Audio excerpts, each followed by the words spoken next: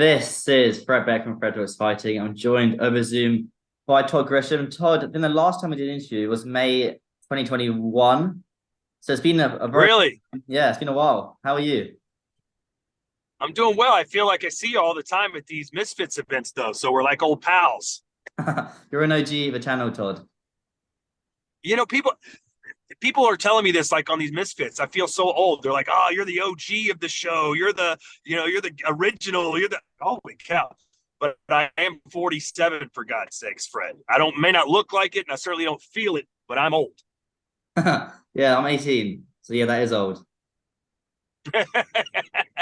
Hey, you things have changed since I last was on here for you. I mean, now you're partying with porn stars. You've got tens of thousands of likes for every video. What's going on in your world?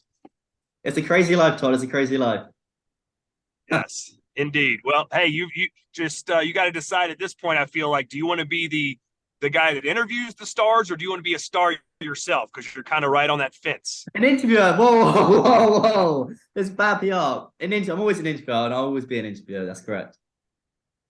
Well, hey, but I know you train a little boxing. Someone's going to call you out one day. Dillon Danis is going to throw, Starbucks in your face. Something's going to happen, and you're going to have to defend yourself.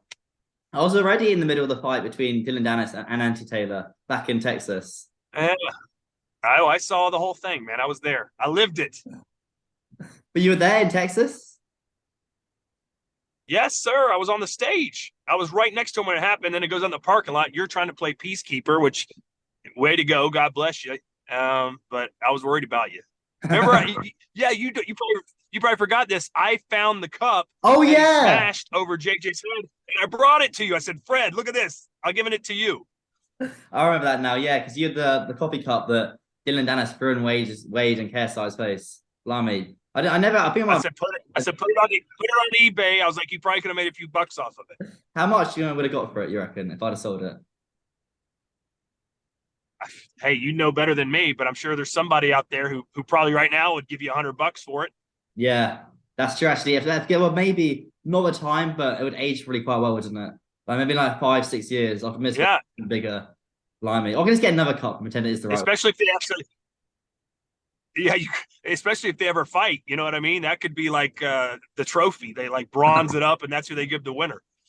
It's like a little bit of memorabilia almost. Yes.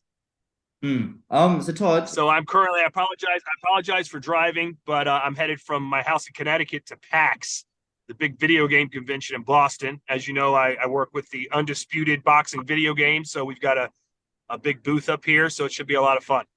any idea when that? I remember I used to do a lot of videos on that back in the day before I did more of the influencer stuff. When do you know when the video game's going to release? Any date in mind?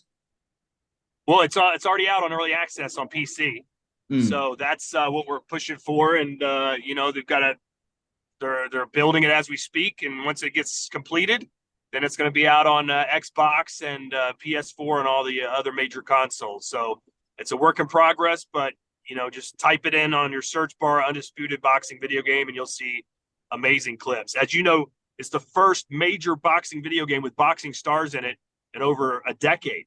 So, I mean, Deontay Wilder's never been in a boxing video game. Canelo Alvarez never been in a video game. So it's a great project to be a part of, and I'm the voice of the game too. So it's amazing. Certainly, it's definitely very cool. Misfits are always talking about video games and that sort of thing. Do you think we'll see Misfits fight Yeah. on that over the near future, or do you think they're more likely to come out with their own game? Well, these leaders, they're always fit things on their own. You know what I mean? So we're here, we're doing our thing, and if they want to do their own thing, they're welcome to it. But the more mainstream Misfits becomes, the more likely you might see some guys in video games and other boxing media, because a year and a half, 2 years ago, most boxers looked at this stuff as garbage and I don't want to be associated with it. It's embarrassing. But I think a lot of people are starting to open their eyes to say, hey, wait a minute, you know what? This is actually probably a good thing for the sport. It's bringing a lot of new eyes in it, and a rising tide lifts all boats. So I know it's softening up in the hardcore boxing community about what's going on with crossover boxing. A rising tide lifts all boats. That's quite good. That's quite good saying. What are your thoughts on the? I know you're a commentator. and you're kind of growing quite a lot in the influencer space. And I guess you're probably a lot more. I don't know, with more well known for the pro stuff or the influencer stuff. I guess it's very, very different. The two big differences in the age demographic of the audiences. What are your thoughts on the Wade Plem situation of KSI and Mams? Obviously, you commentated alongside Wade quite a few times now. He's an amazing guy. KSI is an amazing guy. So I don't really know what the beef was all about. I mean, it's just because he said that one pay-per-view might sell better than others. I mean, it's just so dumb. And crossover boxing has got to be very careful because they represent the things that we don't like about boxing. Like in crossover boxing, this guy doesn't like this guy. Well, then they fight it out. And, you know, the early fights in boxing on the card are boring and no fans are there. Well, guess what? Every fight's exciting in Misfits, and the crowd gets there right at the opening bell. The one thing that I hate about boxing is all the posturing, and is this person going to fight this person, and why won't this, and who would sell more pay-per-views, and who gets more money, and who's a bigger draw. No one cares about that stuff. And if crossover boxing starts going down that trail, I think they're going to lose a lot of the goodwill they've built up in the community, because people, that's the reason they don't watch boxing, because Usyk's not going to fight Tyson Fury, and Mayweather's not going to fight Pacquiao for 5 years, and all these big fights never happen. That's why people are turning to alternatives. So they've got to be careful. And these outside little arguments like this, I don't think are helping anything. I know the Fury and Usyk fight fell apart. I guess it's why you see a lot more hardcore boxing fans go over to the UFC. So hang on a step, these guys are the best in the world. Yeah. And actually the number one and number two, the champion and the number one contender, actually fight each other. So I guess that's why there's a big crossover in that, isn't there? Yeah. And the oldest snake oil thing in the whole book is these pay-per-view numbers, because no one knows what they are. You'd never get a realistic number. The promoter's never going to tell you the truth unless it was an amazing, amazing show and he got double what they predicted. Like the one pay-per-view event that was legitimate, that shocked everyone on the numbers, was Roy Jones versus Mike Tyson. That's the one that, whoa. But since then, you can't get a legit number because there's no official. It's not like a movie ticket. Oh, I don't remember off the top of my head. Well over 1 million. Someone said close to 2 million. But I mean, it was just everybody agreed. Wow, that's why you started seeing more of that aging fighters getting matched up with each other.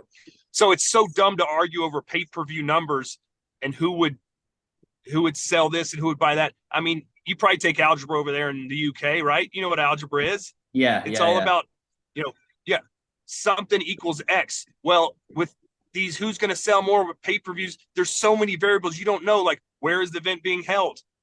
Which provider on television is it going to be on? Where's it going to be online? How much promotion is done for the fight? How much they spend on marketing? How much do the two fighters try and promote the fight themselves? Has Jake Paul lost a fight between now and then? Has KSI lost a fight between now and then? I mean, there's so many things that go into how many pay-per-views you're going to sell. What's the cost of the pay-per-view? You know what I mean? So to definitively come out either way and say Jake Paul and KSI would sell better than Jake Paul and Tommy Fury 2, you just cannot make that statement. You can guess and you can have conviction. Like, I think Manchester United's going to beat Chelsea. They've got better players. They've got more. You can say all that stuff, but until the game is played, until the fight is fought, we don't know shit. Mm-hmm. Do you think there should be a commission that does pay-per-view numbers? Nah. I mean, it's all, I mean, you can buy a pay-per-view so many different ways. And don't forget, America does pay-per-view, and now England's starting to get more pay-per-view. But like in Kazakhstan and Turkey and a lot of these African countries, they're not paying for any of this pay-per-view. They usually get it for sale, for free. A local TV provider in Ghana pays, I don't know, 20 grand, 10 grand, whatever it is, to air the fight. So you don't make any money off those people. So Tommy Fury versus Jake Paul 2 might be seen by more people, but does it sell more pay-per-view? I mean, there's so many numbers you could play with when it comes to that stuff. So the fact that people are getting so hot on both sides of this issue, it's puzzling to me. Yeah, I guess everyone wants to. I mean, maybe it's an ego thing where everyone wants to have the highest amount of pay-per-view sold throughout the whole scene. Todd, you're frozen on me right now. I mean, am I still frozen? No, you're back. Oh,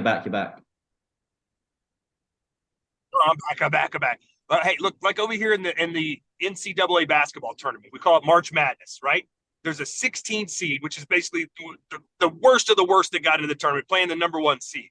And the number one seed's supposed to win by 26 to 28 points. So if I came on here and said, I think the 16 seed's going to win, you might be like, you're an idiot. You're disrespecting the number one seed. How could you say that about the number one seed who's Alabama? You're from Alabama. No, I just think that they might get upset. So I'm not mad at Wade at all. I mean, he's just spouting opinions. I mean, that's what you and him and a lot of these guys are affiliated with this sport do. I mean, you got to put out content. You can't just ride the fence all the time. So I don't know why everyone got so mad, but I don't understand a lot of things about crossover boxing, Fred. One day you will. You're big in the scene now, Todd. You're always there in the commentary or being there. Oh, yeah. I thought you killed it in Telford when you were doing when you hosted the press conference. Oh no, you didn't host the press conference. Ali did that. You hosted the weigh-ins. I thought you came quite witty up there. I thought you yes. Well, yeah, I just have fun with it, man. You know, I think half the people in crossover boxing take it too seriously, and the other half don't take it serious enough. So that makes it pretty good television. You know what I mean? One guy's talking about I'm going to kill the other guy, and the other one says, "Well, I'm going to fart on you." I mean, it's that kind of stupid stuff. And I've got 3 daughters under the age of 11, so part of me likes that toilet humor, goofy stuff. I'm a weirdo, but I'm having a lot of fun doing crossover boxing for sure. You're a lot more relaxed when you're doing crossover boxing rather than when you're doing a Canelo fight on his own. Yeah, well, I mean, it's kind of look what I'm calling. You know what I mean? I'm calling a guy who's walking to the ring wearing red suspenders and a clown nose, taking on a guy who's, just lost 200 pounds and is stepping in the ring for the first time. So versus Canelo taking on another Hall of Famer. So I treat that a little more professionally, obviously. And there's a different vibe around that. People are wearing tuxedos at some of these, big fights. Whereas at crossover boxing, we got porn stars wearing G-strings. I mean, that's a big difference. Yeah, I guess it is quite a big difference. There's always a lot of comments on how long the crossover boxing scene will last. How long do you reckon it will go on for? I don't know. I mean, when you say does it last, it could last forever, but it's just how big will it be? You know what I mean? And like I was saying earlier, the less you're focused on the in-ring rivalry stuff and more focused on talking and no action, that'll sink the ship really quick. And yes, that's my second ship reference. I don't know why I'm on this rising tide lifts all boats and ship references right now, but I am. Okay, I can see your point. I guess the fights do have to happen. I guess the main one is Jake Paul KSI. Yeah. Putting it at the end of the year, do you reckon? In December, Cardiff? Why not? I mean, but hey, listen, KSI could lose to Joe Fournier. That's what I'm saying. You can't make these predictions. He could lose to Joe Fournier and Jake Paul loses again to Tommy Fury. Then how many pay-per-views does it sell? You know what I mean? That's I would love for it to be in Cardiff. I love Cardiff. I've been there before. It'd be an amazing event. I think it would be a huge pay-per-view. I'd be honored to be a part of the broadcast, but Jake Paul might have to fight Tommy Fury before then, and KSI is going to have his hands full with Joe Fournier. So who knows what's going to happen? If they both keep winning, then it's inevitable that they'll meet. Why wouldn't they? That's what KSI says he's back in the sport for. The sole reason, pretty much. And Jake Paul has been calling out KSI since whenever. So it's got to happen. Hopefully. Hopefully for our sake. Hopefully. It does happen.